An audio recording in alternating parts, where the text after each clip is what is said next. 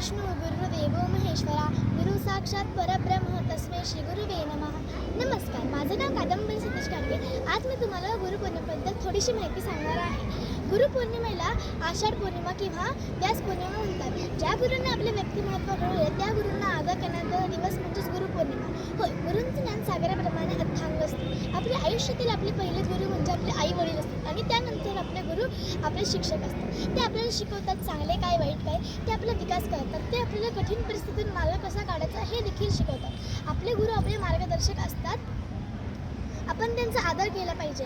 आपण नीट शिक्षण घेऊन आपल्या आई वडिलांचे, गुरूंचे व शाळेचे नाव लौकिक वाढवावा.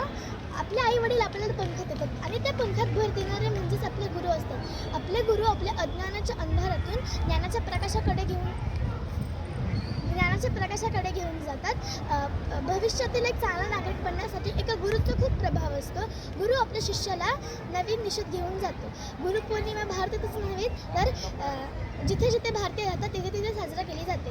गुरुपौर्णिमा हा दिवस शिष्यांसाठी गुरूंबद्दल आदर व्यक्त करण्याचा दिवस असतो. गुरुपौर्णिमा हा दिवस महाभारताचे रचयिता महर्षी व्यास यांचा जन्मदिवस म्हणून साजरा केला जातो. प्राचीन काळापासून आपल्या गुरुकुले आपली शिक्षण पद्धती आहे. यात आई वडील आपल्या मुलांना लहान वयापासून शिक्षणासाठी आश्रमात सोडतात व त्यांचं शिक्षण पूर्ण झाले की त्यांना घरी नेऊन सोडतात.